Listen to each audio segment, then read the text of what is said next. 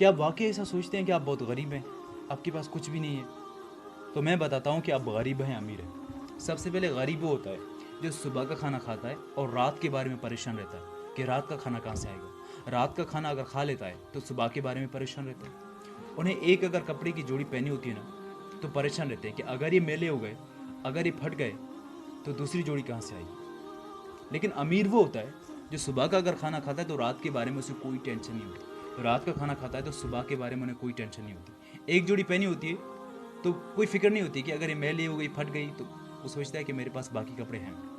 तो वो होता है अमीर। तो आप अल्हम्दुलिल्लाह कहें कि आपको शाम के खाने की कोई फिक्र नहीं है। आपको जो कपड़े पहने हैं इनके अलावा भी आपके पास पूरी कलेक्शन है ना, तो समझे आप अमीर हैं। अल्लाह कुरान में फरमाता है कि और अगर अल्लाह लोगों को उनके जुल्म के सबब पकड़ने लगे तो एक भी जानदार को ज़मीन पर ज़िंदा ना छोड़े, लेकिन उन्हें वक्त मुकर्ररा तक मोहलत दिया जाता है, और जब वो वक्त आ जाता है ना तो एक घड़ी ना आगे रह सकता है ना एक घड़ी पीछे रह सकता है। सो हमारे और आपके पास आज वक्त है। आप क्या समझते हैं कि ज़िंदगी सिर्फ एक बार मिलती है, आप उसे एंजॉय कर रहे हैं? ज़िंदगी हर रोज़, हर बार, हर लम्हा मिल रही है।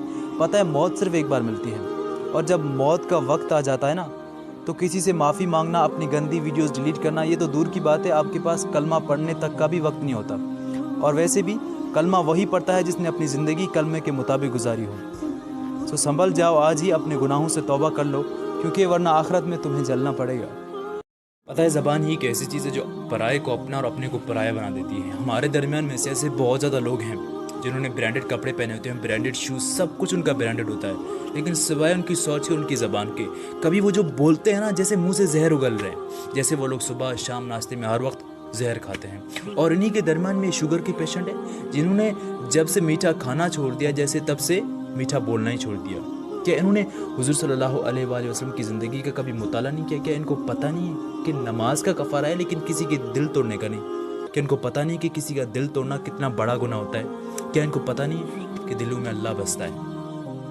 और यार मतलब हद है कि ये लोग अपनी 32 दांतों के साथ एक ज़बान को संभाल नहीं सकते, और इनकी ज़बान को देखकर, इनके रवैये को देखकर ना हमारे दिल से एक ही आवाज़ निकलती है कि कितना अच्छा होता कि अगर ये गूंगे पैदा होते। सबसे पहले उस शख्स को बहुत ज़्यादा खुश रखो, उसे बहुत ज़्यादा प्यार दो जिसे तुम हर रोज़ आईने में देखते हो।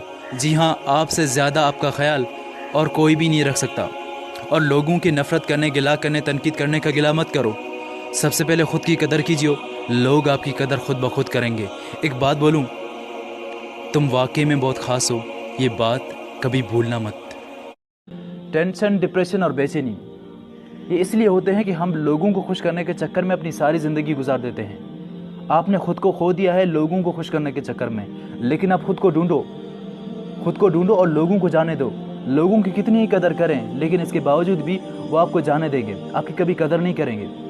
जो खोते पे बिठाने के काबिल नहीं होते उनको आपने अपने सर पे बिठा रखा है। सबसे पहले अपनी कदर करो, लोग आपकी खुद ब खुद कदर करेंगे। पता लगाना बहुत आसान है कि कौन हमारे साथ सच्चा है या कौन नहीं। तो वो शख्स जो तुम्हें खुदा से करीब कर दे तो समझ जाओ कि वो तुम्हारे साथ सच्चा है, वो चाहता है कि तुम भी जन्नत में जाओ ना। तो वो शख्स जो तुम्हें खुदा से दूर करे, तुम्हें गुनाहों में ले जाए, तो समझो कि वो शख्स तुमसे मतलब निकालने के चक्कर में है, और जब निकल जाएगा तो तुम्हें छोड़ कर चला जाएगा। और वो शख्स जो तुम्हारे लिए रोया, तुम्हारे लिए उसने दुआएं मांगी, तुम्हें इज्जत दी, तो ऐसे शख्स को कभी जाने मत देना। ऐसे शख्स से अगर गलती हो जाए ना तो ये मत सोचना कि वो गलत है, बुरा है, बल्कि ये सोचना कि वो भी तो इंसान है।